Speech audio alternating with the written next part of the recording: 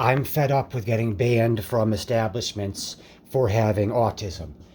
The same people who glorify autism like it's a good thing won't know I'm on the autism spectrum. If they see me walking the streets, they'll presume the worst. Fingers are pointed at me, insults and threats are shouted at me. When I got sent to slums, and the locals didn't want me around. They made up rumors about me. I was falsely accused of being a registered sex offender. If anybody had asked me, I would say, Google my name and you'll clearly see I'm not on that list. Plain and simple. But instead of asking me whether the rumor is true or false, some person just jumped me. And he got away with it because he had a witness lie for him. This happens all the time. Nobody hires disabled people who don't look disabled.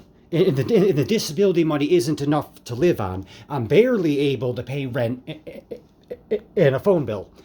And the media is inconsistently lying about autism. While fictional misrepresentations of autism are meant to glorify it, the news media does the opposite. Autism has nothing to do with rampages. The media lied. Autism can't cause rampages.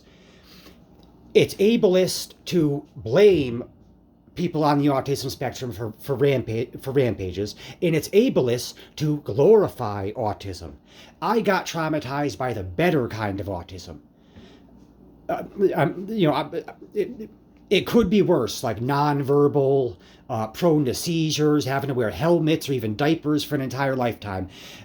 The area of the spectrum I'm on is what's glorified by exaggerating the positive aspects of savant syndrome. Like there wouldn't also be negative aspects. I didn't literally have superpowers just because I read a lot of books.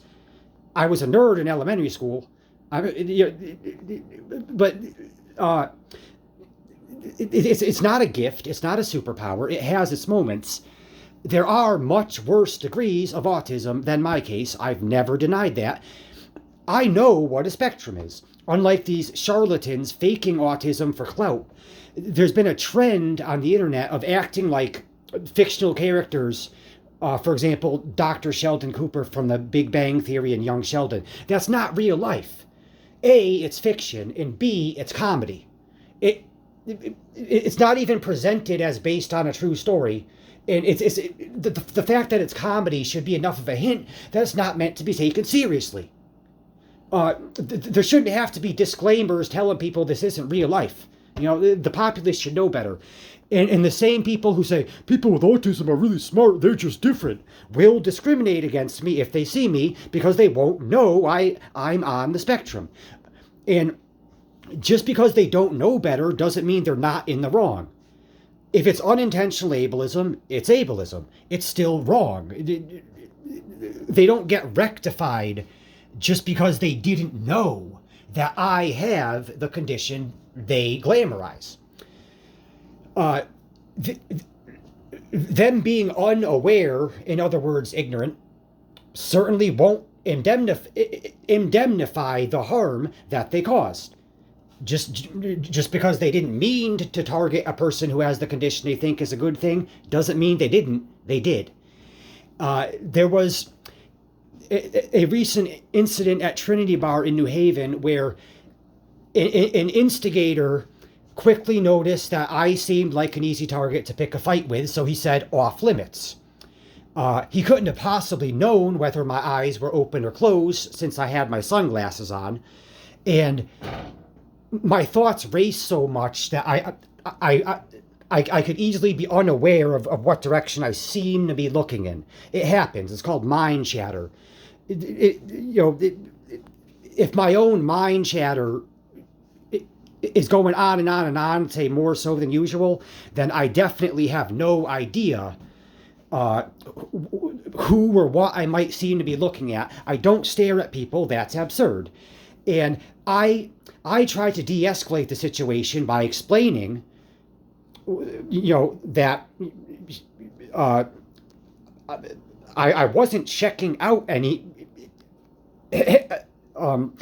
I didn't know any of those people were there because the mind chatter distracted me. If I'd been standing next to furniture without knowing there was furniture right next to me, uh, that'd be a similar thing, except that it's not people. This happens all the time, and maybe they think they're important enough to be worth staring at because they're conceited. I'm not sure why so many people have that problem. The people that ask would be them, not me. In any event, they don't admit that they're wrong.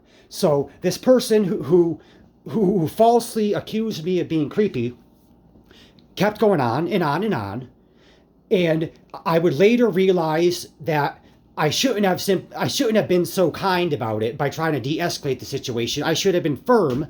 I should have told him, you can't possibly know whether my eyes are open or closed. I'm wearing sunglasses, and my thoughts are racing. I should have just not let him get away with it. Instead, a whole crowd shouted racial slurs at me.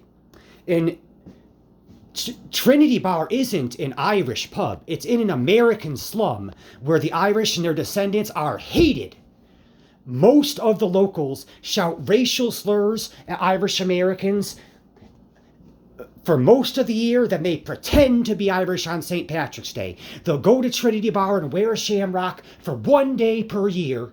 But when they see an Irish American walk in the streets, they'll shout racial slurs.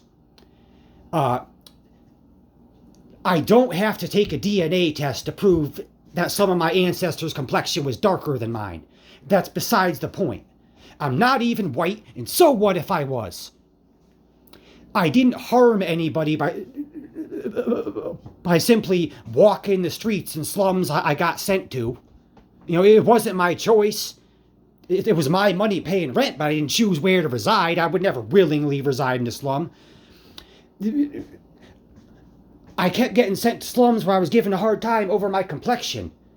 And it's like, why care too much about a person's complexion? Moreover, the Irish were never considered white by the British imperialists. Historically, people who called themselves white meant that they considered themselves superior, and they didn't mean because of their complexion. Italians wouldn't have been considered white if not for the Columbus Day parades reminding Americans that Columbus was Italian. Just because a person has fair complexion doesn't mean that anyone else has grounds to tell that person what terms to identify with. And how dare they shout white boy at a mixed man? And they even accuse me of privilege. I don't have privilege. They don't know me.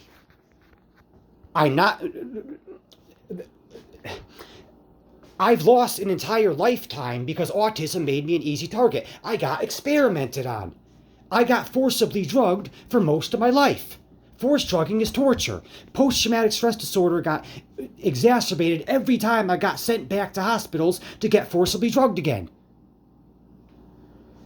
I was finally able to find a better prescriber who actually let me taper off of those drugs, and I've been functioning quite well without them for years now, and to this day, the ableism continues. It's terrifying having to appear in public. If I get invited to an event by the person hosting the event, it's not like I'd be allowed in. If there's somebody working at the door, people who work at these establishments are like, "Can I help you, freak?" And I wouldn't be surprised if they watch TV and movies and think they're experts on autism. Unbelievable. What happened at Trinity Bar was absolutely sickening. I could have been murdered. And the bouncer said, "You're not disabled, you're high as a kite." Ableism was combined with racism. The person discriminated against really is a third-generation Irish American, while those frauds who pretend to be Irish sided with the hate mongers who shouted racial slurs at me. And how dare the bouncer deny that I have a disability? I find it hilarious that he thought I was faking a disability to get away with being on drugs. Bouncers are more likely to be addicted to steroids than most people. I don't know whether or not he is a steroid addict. He might not be. It's just worth mentioning that there's a lot more steroid addiction amongst bouncers than, say, the general public.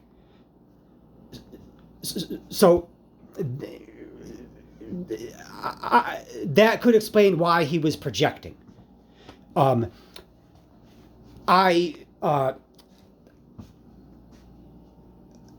I've been kicked out of places and pushed while I was already on my way out the door. Years ago, when I stooped so low that I resorted to Zen bar because I had nothing else to do, not thrilled about it,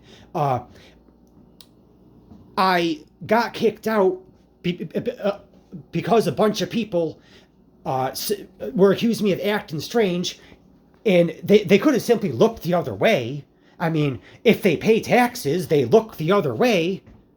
You know, I mean, most American taxpayers wouldn't want to know where their money goes. It's not for fixing the roads. A lot of atrocities happen because of the money that people spend. And they could have looked the other way when they saw a person on the autism spectrum and didn't know that person was on the autism spectrum. They didn't have to say anything about it. And if that bouncer who pushed me really thinks he's brave, then he could report himself and write a statement against himself and catch an extra charge because the person he assaulted has a disability. Some troll on the internet said, that's literally a bouncer's job. No, it's assault. I was already on my way out the door, and he pushed me for no reason. I wasn't facing him, my back was turned towards him, and he pushed me. I was subjected to ableism at Testa's Banquet facility in my hometown, Southington. More specifically, I was raised in Plainville within Southington. This isn't okay. You know, the authorities are bribed. It's not like anything would be done about this by the cops because they're crooked.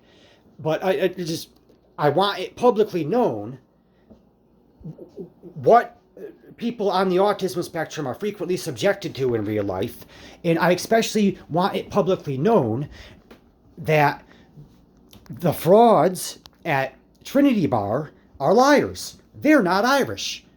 They discriminated against an Irish American, and they sided with the crowd shouting racial slurs at me. Therefore, they're liars. I haven't yet been able to learn the name of the bouncer, but I've learned two names, the co-owners, Shane Cardy and Eddie Higgins, if I recall correctly. I want it known what they did.